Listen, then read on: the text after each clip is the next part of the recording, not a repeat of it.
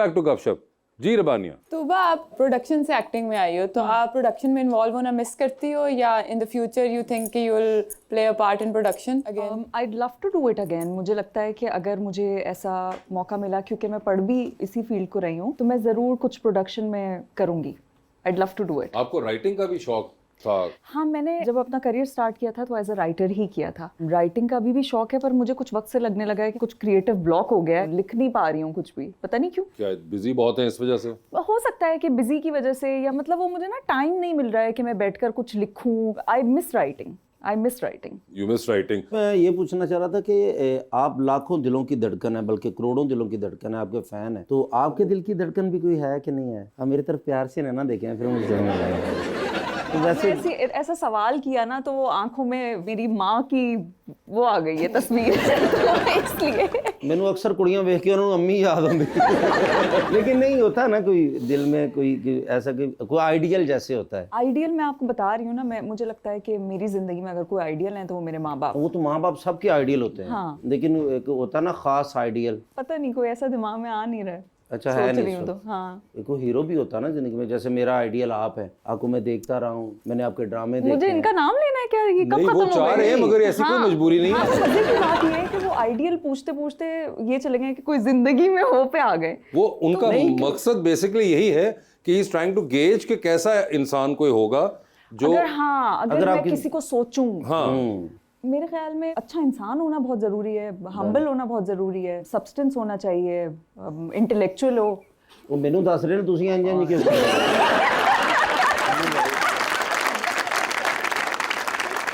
वो इसलिए कर रहे हैं क्योंकि उनको ये बातें समझ आ रही है जो वो बोल रही हैं। अच्छा, आप मुझे बताएं कि उन्होंने जो कहा है वो रिपीट करें जरा। इंटेलेक्चुअल होना चाहिए, अच्छा इंसान होना चाहिए, सब्सटेंस होना चाहिए। सबस्ट्रेल होना चाहिए। इसका मतलब क्या है सबस्ट्रेल का? सब सुहेल नहीं हो, सबसे कौन है? सब्सटेंस होना चाहिए, अच्छा मवाद होना चाहिए। अच्छा मवाद होना चाहिए, और मवाद अंदर होना चाहिए, जेब में नहीं। सब्सटेंस होना चाहिए। और आपने क्या बोला था? इंटेलेक्चुअल तो उनको पता ही है, वो तो हमने समझा दिया इंटेलेक्चुअल तो क्या होता है। और वो 10 साल हम्बल, अच्छा इंसान होना चाहिए, बस यही बताया मैंने। हम्बल भी होना चाहिए। हम्बल सारी तो क्वालिटीज हैं। नहीं सर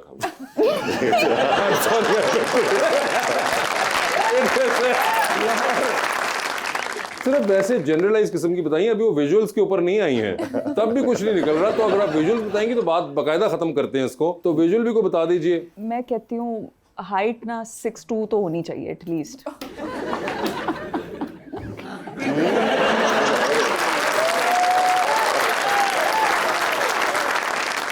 हाइट 6'2" होनी चाहिए। तो आपकी कितनी सर बताइए? उनकी तो 6'5" है, वो तो बियॉन्ड निकल गए हैं ये इसके। बहुत, हाँ। चले इंशाल्लाह कोशिश करूंगा। अब तो नहीं बनती वैसे। नहीं मैं लमकाऊंगा, भावें दरख्ता ना लमकना पावे। अच्छा आप बताएं, जितने आप प्यारे हैं, मुझे बताएं, सियासतदान सच बोलता है तो लव मैरिज होनी चाहिए या अरेंज मैरिज होनी चाहिए? क्योंकि मैं बड़ा परेशान हूँ, शादी हो ही नहीं रही। मेरे ख्याल में इस सवाल के बारे में ज्यादा ना सोचें, आप शादी करवा लें बस।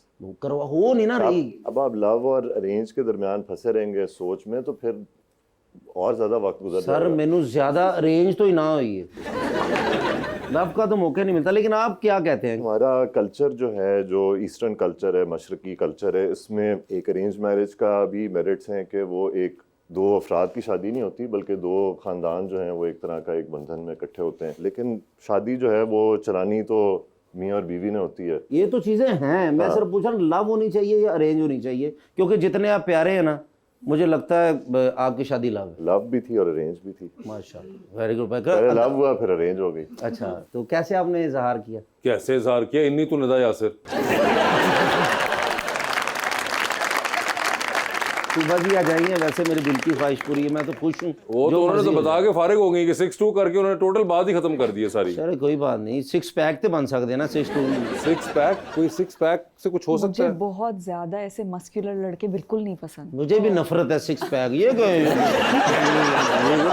I hate 6 pack. ये भी जाते हैं जिम शिम, मैं तो नहीं जाता, लेकिन फिर भी स्मार्ट तो होना चाहिए ना। नहीं, जिम तो जाना चाहिए मेरे ख्याल में। नहीं, बस जिम जाना मुझे भी चाहिए अच्छा ना। हाँ, जाना चाहिए। मेरे ख्वाबों में जिम आता है, मुझे जाना चाहिए और आज के बाद जाया करूंगा। हाँ, कसम है मुझे आपकी। वैसे आप जाती हैं जिम वगैरह? हाँ। क्या करने? जिम करन जाते और सफाई करन जाना? नहीं मतलब भाई, वो जाना चाहते हो क्या? कोई है आपकी कोई वर्कआउट रूटीन है? मेरी वर्कआउट रूटीन एज सच नहीं है, लेकिन मैं कोशिश करती हूँ एटलीस्ट 3 दिन तो चली जाऊं हफ्ते में।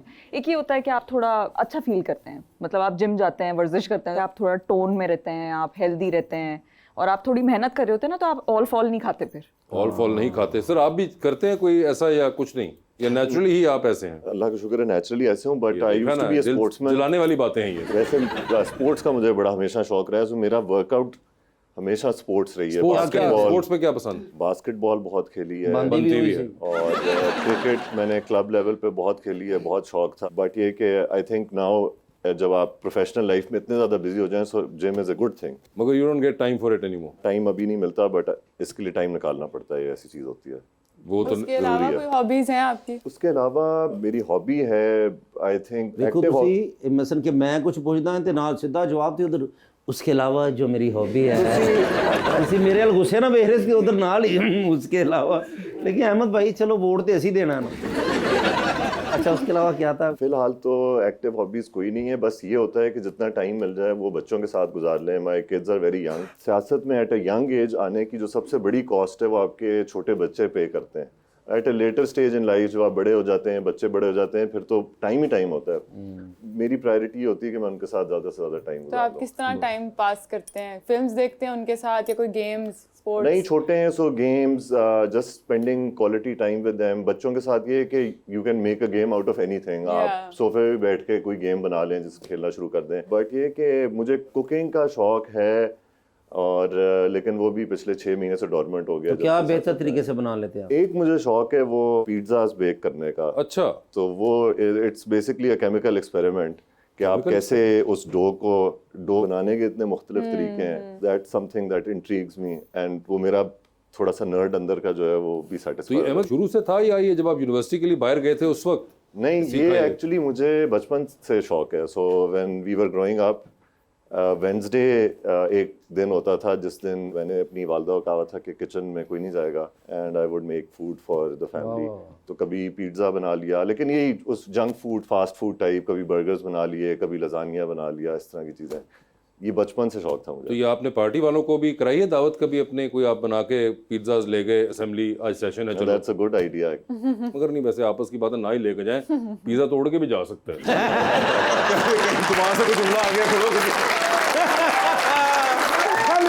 आखिर यौम अना रूह बरा बरा बस खाली। अस्सलाम वालेकुम। वालेकुम अस्सलाम। ओहो, ये क्या हुआ भाई? बस या हबीबी हज़ा आखिर यौम अना रूह बरा बस। बस कहंदा मेरा आखिरी दिन है कि मैं मरन लगा। सॉरी कहंदा मेरा आखिरी दिन है कि मैं वापस जा रहा हूं। वो क्यों, क्या हुआ? सर जी तंग आ गए ने स्मोक। ओ, स्मोक की वजह से? जी सर, जी सर। ओहो हो। और ये देखो ना जी, सारी गल्लां बाहर ने। अब मुश्किल तो शायद ये मतलब उसको मास्क को बड़ा लेके देना था।